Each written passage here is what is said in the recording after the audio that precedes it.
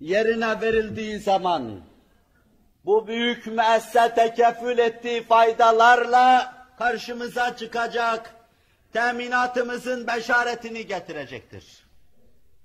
Tekeffül ettiği faydalar vardır. Tekeffül ettiği menfaatler vardır bunun. Bu ihane müessesesinin omuzundadır bunlar. Evvela tekeffül ettiği şeylerden birincisi ferd olarak ve verici ferd diyerek tavzih edeyim bunu. Verici ferd olarak tekeffül ettiği faydalardan bir tanesi, ferdin içinden madde perestliği siler süpürür götürür. Umumi manada arz ettiğim tezkiyenin bir hususunu yapar burada. خُذْ مِنْ اَنْوَالِهِمْ صَدَقَةً تُطَهِّرُهُمْ وَتُزَكِّيهِمْ.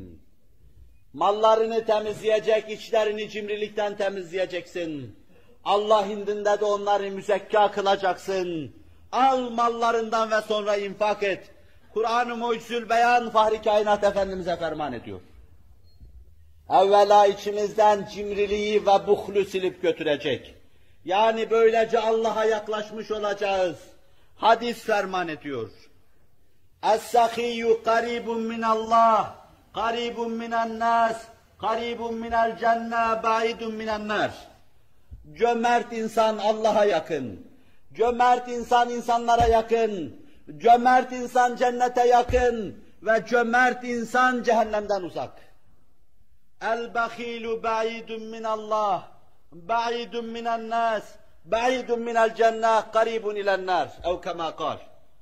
Cimri insana gelince o Allah'tan uzak, o insanlardan uzak, o cennetten uzak ve cehenneme yakın. Hafizanallahu ve iyyakum. Allah ümmeti Muhammed Aleyhisselatu Vesselam'ı cimrilik gayyası içinde bocalamadan halas eylesin. Cömertlik havasını içimize ilka buyursun. Madde perestliği yıkıyoruz vermek suretiyle. Allah nezdinde tezkiyeye eriyoruz. İçimizden cimriliği atıyoruz. Zira şuh insanları helak eder, felakete uğratır. Fahri Kainat Efendimiz buyuruyor. İnnemâ heleke men kâne qablekum bişşuh ev kemâ kâl. Sizden evvel helak olan zümreler cimrilikle helak oldular. Siz görüyorsunuz 20. asırda da bir tarafta yeraltı madenlerinde havasız, susuz, ekmeksiz çalışan, imansızlığı kadar ilimsizliği, ilimsizliği kadar servetsizliği kıskıvrak kendisini kıstırdığı müjik tip, Marx'ın aynı zenginler seviyesine yükselme beşaretini duyunca servete karşı, mülke karşı bir düşmanlık ilan ederek Şark'ta malum hadisenin teessüsüne vesile olmuştur. Binaenaleyh cemaatleri helak eden cimriliktir. Asrımıza kadar milletleri helak eden cimriliktir, bakilliktir. İçimizden attığımız zaman kurtulacağız. İşte evvela madde perestliği içimizden zekat siler. Bizim kazandığımız şey içinde başkalarının da hakkı bulunduğunu bize kabul ettirir. Mülk Allah'ın olduğu düşüncesiyle itiraf eder. Arar, bulur, verir, elhamdülillah deriz. Cenab-ı Hak dedirsin. Saniyen, mal insanın içini kıcıklar. İnsanda haz meydana getirir. Kur'an ifade ediyor. وَاُحْتِرَتِ الْاَنْفُسُ الشُّحْ. İnsanlar cimrilik üzerinde bütün duyguları temerküzleşmiş ise şayet. وَاِنَّهُ لِحُبِّ الْخَيْرِ لَشَد۪يدٍ fermanıyla anlatıldığı fıtratta olduklarından. Yani kendilerine ait olan hayırları çok severler. Belki bunun içinde gerek vardır. Gerek vardır. Zira, dikkat buyurun. İnsanın içinde mal, menal sevgisi olmasa dünya harap olur. İnsanlar ahirette duruyor gibi ahirete baksa da dünyayı görmeseler dünya imar edilmez. Biz umran devri, medeniyet devri göremeyiz. Belki başkalarının kapısında hep dilenci kalırız. Onun için dünya sevgisi, mal, menal sevgisi, fıtrat kaidesi ve prensibi olarak Allah tarafından içimize vaz edilmiş. Fakat hırs gösterip de bu duyguyu suistimal ettiğimiz zaman yine dünyayı harap ederiz. Bunlardan biri ifrat, öbürü tefrittir. Birinde biz dünyayı, meseleyi anlamayan bir derviş edasıyla terk eder. Bana ne dünya deriz. Başımıza açılan gailelerin açılmasında bunun tesiri büyük olmuştur. Öbürüyle de dört elle dünyaya sarılır. Kendi kazancımızı yemenin yanı başında başkalarının hakkını da yeriz. İslam teri kurumadan çalıştırdığınız insanın hakkını verin.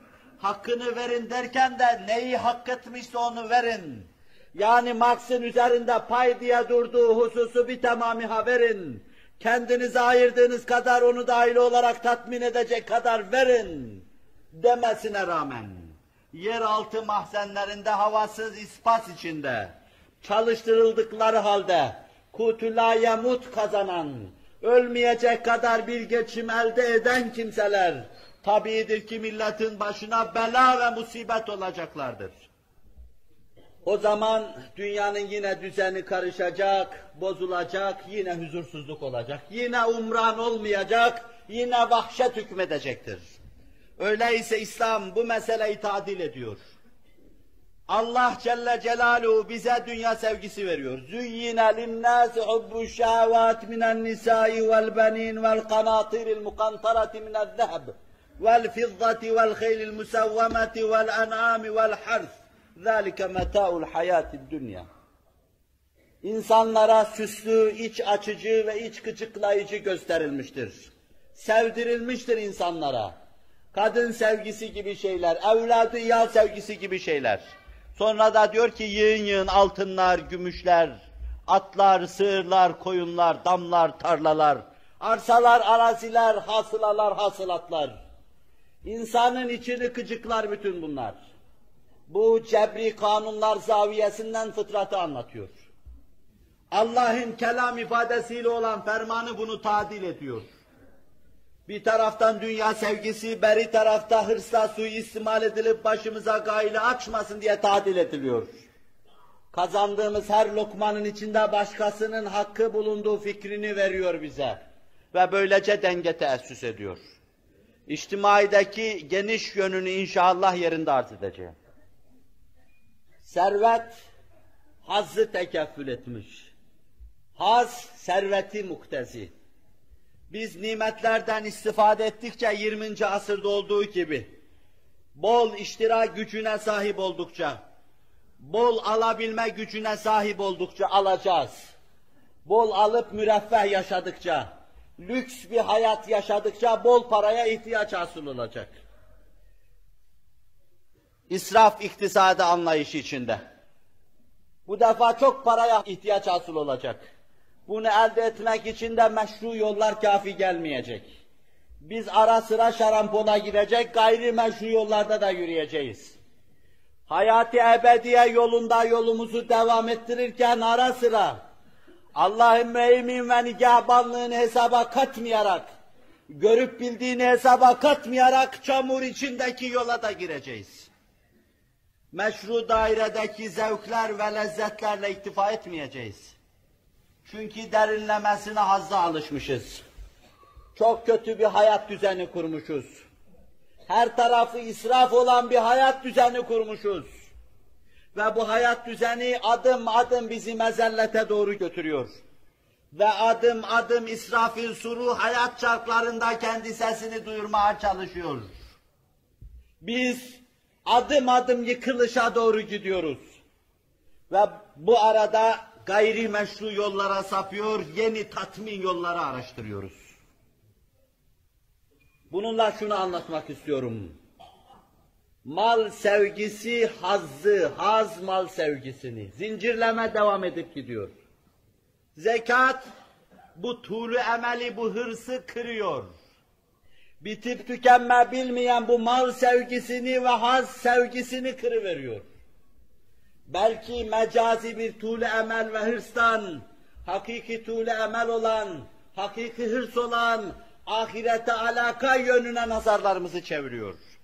Zira Allah yoluna verdiğimiz bir dirhem dahi, ebedi olarak orada bize verileceği kanaatine varıyoruz. Onun için Meselelerimizi sadece içinde bulunduğumuz alemin buğutları içinde hesap etmiyor, kıstasa vurmuyoruz. Göremediğimiz, bilemediğimiz aleme göre hesaplarla hayatımızı tanzim ediyor, davranışlarımızı ayarlıyoruz. İnanarak zekat veren bir insan, nazarını dünyada hırstan, mecazı hırstan, ahirette ahiretin nimetlerini arzu etme hırsına çeviriyor. Ahiret nimetlerine karşı tuğlu emel noktasına çeviriyor. Ve böylece dünyada devam edip giden zincirleme hırs, mal haz zincirlemesi kopuveriyor. Zekat bu menfaati tekeffül etmiş, karşımıza öyle çıkıyor. Zekat insanlar içinde teminatıdır. İnsanın Allah karşısında da Allah'ın emanının ifadesidir.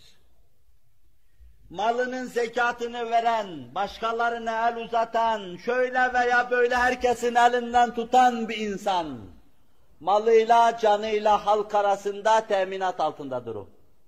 Kimse onun malına, canına kastetmez. Zira görüyor ve veriyor. Aynı zamanda Allah nazarında da bu eman içindedir. Dikkat buyurun. Hazreti Ebu Bekir İbn-i Daginne tarafından teminat altına alınmış, kendisine emniyet verilmişti. Daha evvel Fahri Kainat Efendimiz'e vahyi gelirken, o da cinler ve şeytanların tecavüzüne maruz kaldım diye endişe duymuş, bu her iki büyük zat aynı şeye muhatap olmuşlardı. Fahri Kainat Efendimiz, Cibril-i Emin'i müşahadesinden dehşet içinde eve koşup örtüsüne sarılıp da zemmiluni zemmiluni derken, Hazreti Hadicetül Kübra radıyallahu teala anha hazretleri bu akıllı, bu zeki kadın Fahri Kainat Efendimiz'i şöyle teselli ediyordu. Haşa ya Muhammed diyordu. Haşa diyordu, sana cin ilişmez. Haşa Allah seni zayi etmez diyordu. Zira sen dul kadınlara el uzatıyor, yetimin elinden tutuyor, fakirin imdadına koşuyor, hissi semaatla hareket ediyor, sırtında rahmet taşıyan bir meltem gibi esiyorsun. Allah seni zayi etmeyecektir diyordu.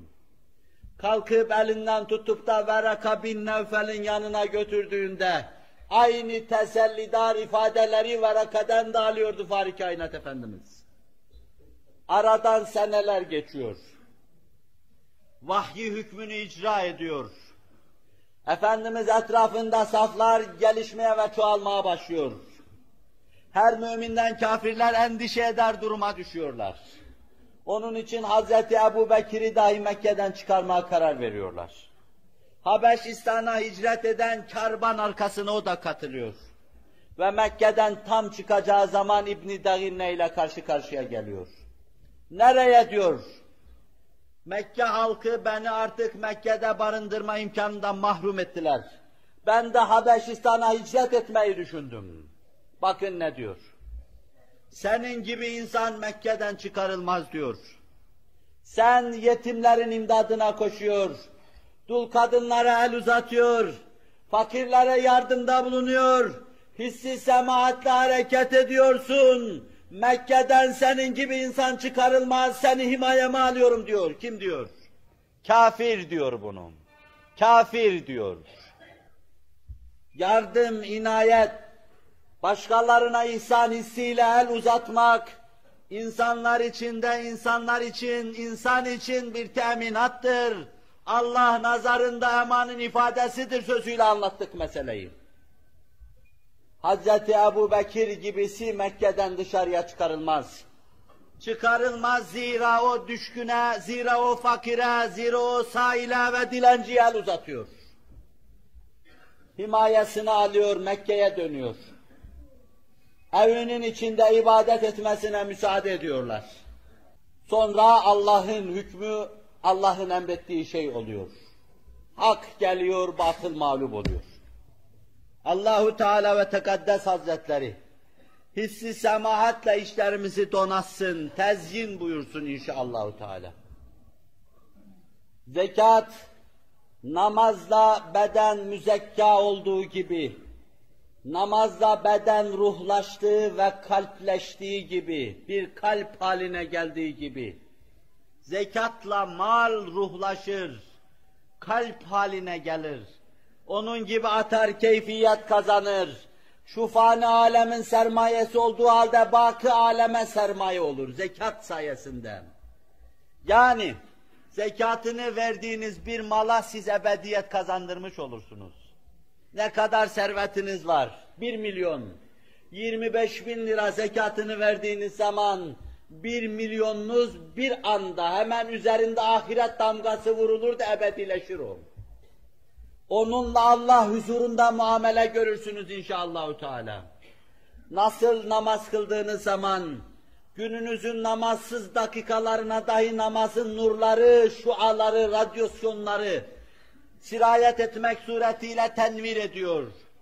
Öyle de malınızın zekatını verip temizlediğiniz zaman, bütünüyle o malınız işe yarar hale geliyor. Kendi kendine işe yarar hale geliyor. Zekat sayesinde siz ahlak-ı ilahiyle ahlaklanıyorsunuz. Cenab-ı Hakk'ın gani-i mutlakın gınasından hissedar oluyorsunuz. Cenab-ı Hak dikkat buyurun, Mahkeme-i Kübra Madele-i Uzması'nda muamele yaparken, belki sizleri kurbu huzuruna şöyle davet edecek. Ey benim gibi hareket edenler gelsinler buraya diyecek. Verdiğim için verenler, verdiğim gibi verenler ve benim yolumda verenler, verip de başa kalkmayanlar gelsinler. Hulle ve şefaatın olmadığı, dostluğun ve elden tutmanın kar etmediği o günde, verdiğiniz şeyleri şart-ı adi kabul ederek Allah size inayet elini uzatacak. Binaenaleyh ahlak-ı ilahiyle ahlaklanmış, gani-i mutlakın gınasından hissedar olmuş kimseler, Allah huzurunda eltaf-ı ilahiye mazhar olacaklar. Zekat böylesine ahlak-ı ilahiyle ahlaklanmamıza bir yol açıyor. Cenab-ı Vacib-ül Vücud ve Tekaddes Hazretleri, bütünüyle vazifelerimizi yapmak suretiyle bizi İslam'ı yaşamakla serfiraz kılsın.